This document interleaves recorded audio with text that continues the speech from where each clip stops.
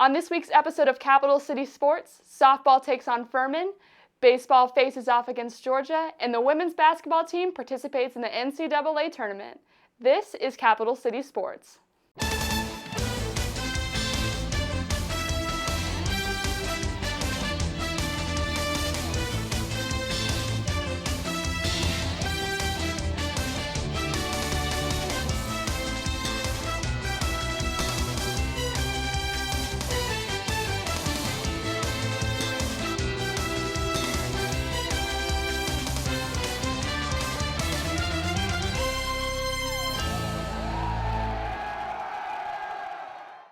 Welcome into this week's episode. I'm your host, Haley Anders. To start things off, the softball team hosted the Paladins of Furman University. Edwin Santamaria has the highlight. After taking the series against Tennessee at home, the South Carolina Gamecocks take on the Furman Paladins of one of the first of 5 games of non-conference play. Eleni Page will get the Gamecocks ready for play. Redshirt senior Julie Surratt pitched a complete game for the Gamecocks. She had a solid game, striking out 8 players, tying her season best. Lenny Page got things kicked off for the Gamecocks with a double. However, USC will leave Page on base with an out on a pop fly. Furman took the lead with a 1-run homer by Andrea Abiteo. USC will end the 3rd inning by catching the runner stealing. The struggle to bring runners in would continue for the Gamecocks. Sarah Mooney will have a fly out to center to go into the 5th inning stretch. Furman will lead 1-0. USC will play solid defense the remaining of the game, allowing just 1 hit and 0 runs and committing 0 errors.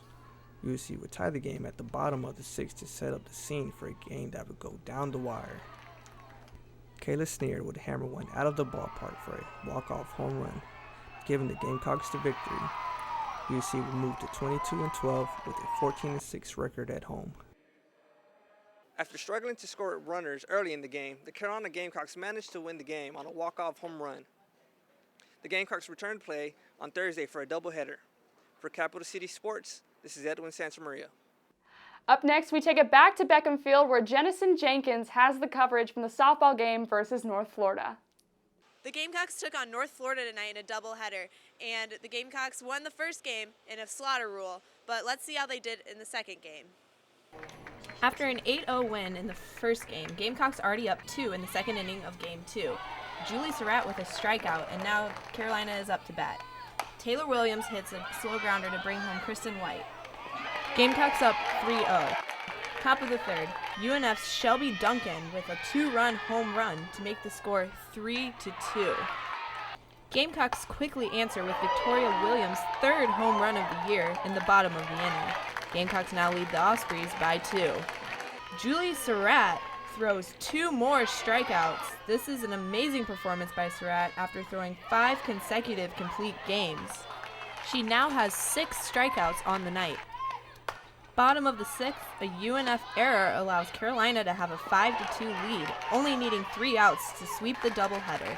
Jay Surratt with yet another strikeout motivates Lauren Masters to make the extra effort with a perfect end of the game. South Carolina defeats North Florida in the second game, 5-2. Behind Julie Surratt's 5th consecutive complete game, the Gamecocks beat the Osprey 5-2. From Beckham, I'm Jennison Jenkins with Capital City Sports. Up next, we take it all the way up to Greensboro, North Carolina, where Nick Jones and John Wagner have the coverage of our women's basketball team as they dance their way through the Sweet 16. Hello everyone and welcome to our coverage of the Greensboro Regional here in Greensboro, North Carolina. My name is Nick Jones and alongside me is John Wagner, and we're going to talk about the Sweet 16 matchup on Friday night between the South Carolina Gamecocks and the North Carolina Tar Heels. So John, what was your take on that game? Well, I honestly expected a little bit more of the Tar Heel fans to show up, but just like as it was today and as it has been throughout the whole season, the Garnet Blacks showed up, and the team, however, didn't show up early. I was a little frustrated, and I imagine most people were with their play early on, but they thrived late, and they played behind some unsung heroes. Who was some of your top players from that game? Well, one of them's definitely got to be Tina Roy. I mean, she came in big situations making these outside shots where most of the time the Gamecocks were trailing for most of the game, but it was like when they were down by 3 or 2, that she either got them tied or just put them right over the edge and gave them the extra boost that they needed in the situation they did need them. Exactly. What about what's your take on Olivia Gaines' play? Olivia Gaines was huge down low. She played her heart out, and she was the kind of aggressive play that they needed because North Carolina was moving the ball and they were getting inside, and that was the same thing that South Carolina needed on the other end to be able to compete and win that game just like they did. Absolutely. It's like you said, they didn't start off well, but they finished, and that's one thing that I think they've been pretty solid at all season, is just making sure they finish games, and obviously they come out with a victory. So let's take it to the locker room and let's see what the interviews we have with some of the players. So I'm here with Alicia Welsh after their Sweet 16 victory, and what's it like to make it to the Elite Eight?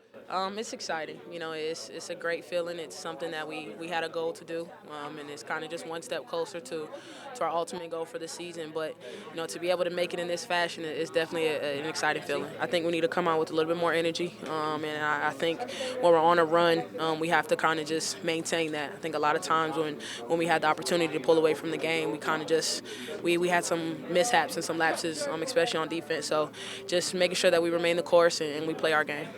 So you came in with 12 points. What's it feel like to be kind of the ace in the hole that just came out of nowhere? It feels good, but I know early in the game I only made one. You know, I was missing a few shots, but I never stopped shooting. That's the thing. If you're a shooter, don't stop shooting because it eventually falls. Now let's move on to Sunday's matchup against the Florida State Seminoles in the Elite Eight.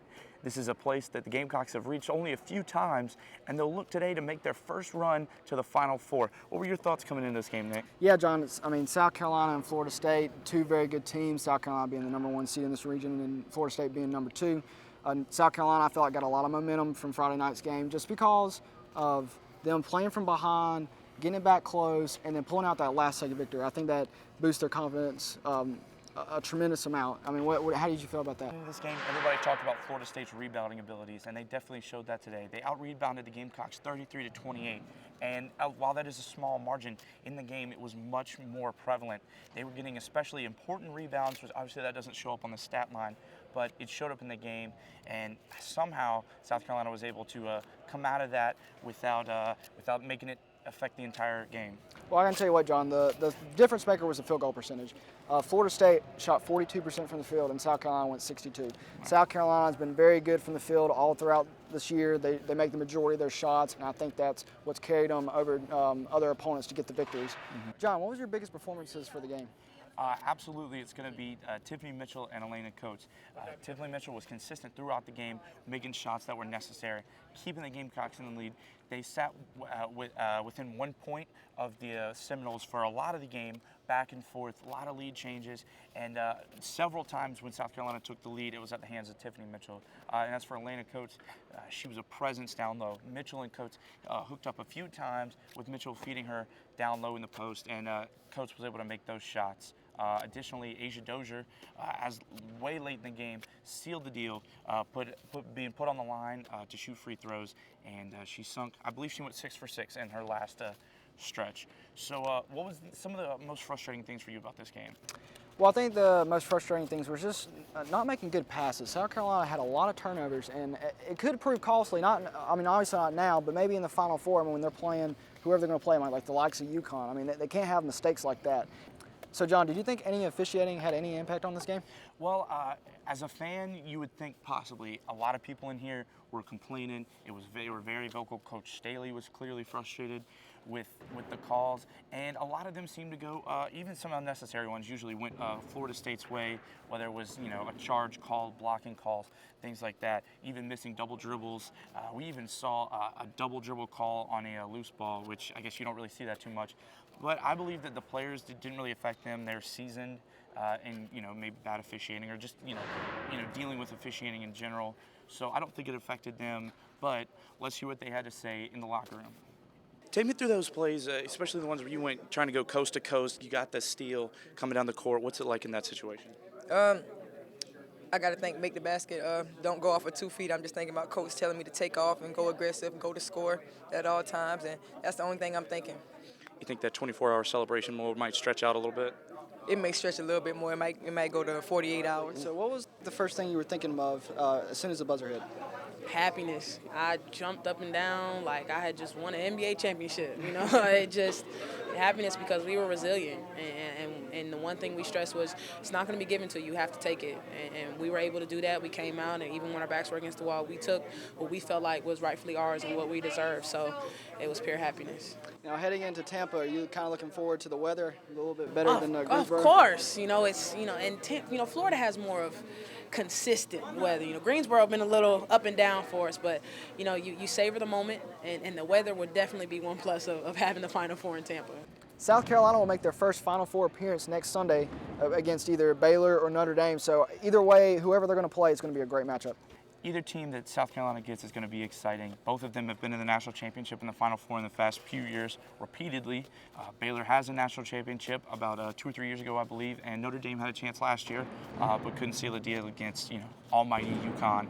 And UConn is going to be a team that everybody's going to be watching. South Carolina is going to have their eyes on it, but they'll be focused on the game at hand, which, like we said, will be either against Baylor or Notre Dame. Absolutely. Hopefully we'll see some more great basketball. I know we had a great weekend here in Greensboro, and hopefully we'll see something similar in Tampa. Absolutely. So that's going to do it for us at Capital City Sports. For John Wagner, I'm Nick Jones. We take it back to Carolina Stadium, where the Gamecocks finished out their series against the Georgia Bulldogs. Garrett Lash was there with the highlight. I'm down here at Carolina Stadium, where the Gamecocks were in danger of being swept by the Georgia Bulldogs, who took the last 2 games here by 1 run. The Gamecocks sent out Clark Schmidt to the mound, who tested his 2-0 record and 2.28 ERA. And here we go. The 8th-ranked Gamecocks looking ready to explode against the Dogs to salvage a win. They send out freshman lefty Clark Schmidt, but the Bulldogs got to him early. And I mean early. First pitch of the game, and Steven Wren crushes one deep to left, and gone. They'd review it, but the call stands as a home run, and the Dogs get off to a great start in the first, and they weren't done. Later in the first, Jared Walsh connects for a single to center to drive in Skylar Weaver, and the Cox were in trouble early, down 2-0. Key moment here still in the top of the first, bases loaded and 1 out. Schmidt manages to get Trevor Keyboom to fly out to right here. But look at a cannon on right fielder Elliot Caldwell not even allowing a run to score on a sac fly. Next batter, Mike Bell, swing and a miss, and the Cox are out of a jam. First batter for the Cox now, bottom of the first, and it's left fielder Gene Cohn, himself driving a ball deep to left, but it would stay in the park for a double. He'd get to third on a wild pitch, and the next batter, shortstop Jordan Gore, would do his job and score Cohn on a sacrifice fly to right, cutting the Bulldog lead to 2-1. We're going to move to the bottom of the second here, and that's left fielder Clark Scolamiro. In his first career start, skying one to left with a runner on third. Keegan McGovern makes the catch in right, but his throw is not quick enough to beat a tagging Alex Destino to knot it up at 2 in the second. Bottom 3 now, and Kyle Martin says he just felt like taking that one for a ride. Gone! Into the right field bullpen, and the Cox lead now 3-2. Meanwhile, Clark Schmidt found his groove and was dealing. Top 5, and first it's Steven Wren, swinging, 1 out. Then we got Skylar Weaver, and he's just looking, 2 outs. Next up, Zach Bowers, strike 3 called, and Schmidt strikes out the side for his career-high 8th strikeout. Bottom 5 now, and that's Gene Cohn, laying down a beautiful bunt for a hit.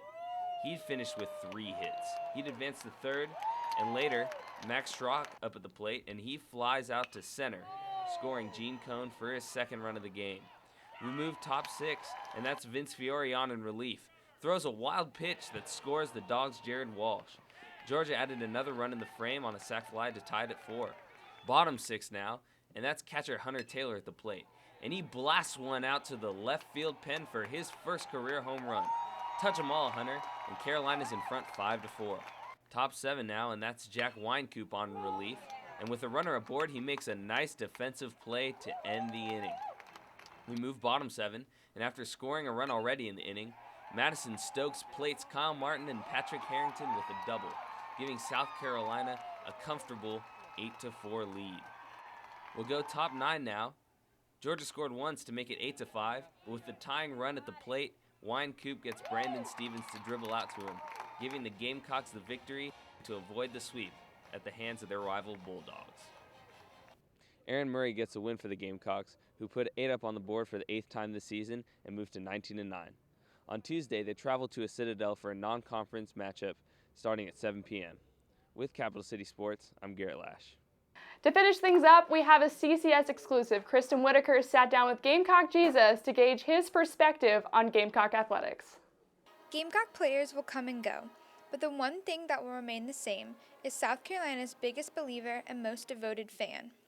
You can find him at every basketball and volleyball game, waving around his huge Gamecock flag. He is usually accompanied by his group of friends, most of who have special needs, and is known for getting the students and fans rallied up for a big game. They call him Gamecock Jesus, but his real name is Carlton Thompson. He graduated from the University of South Carolina in 1982 with a nursing degree and has been with the Gamecocks through the good and the bad ever since. He is incredibly passionate about the university and hasn't missed many games since becoming an alumni.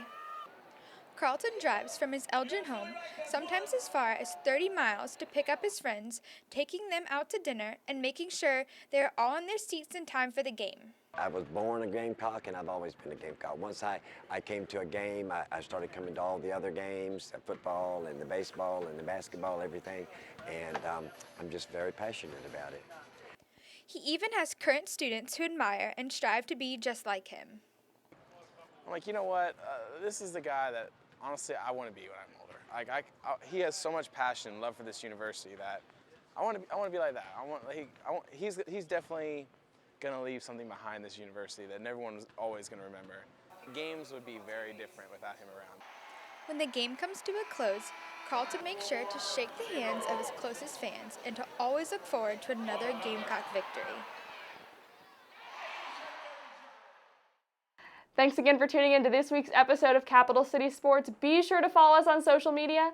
And from all of us here at CCS, we hope you have a great week.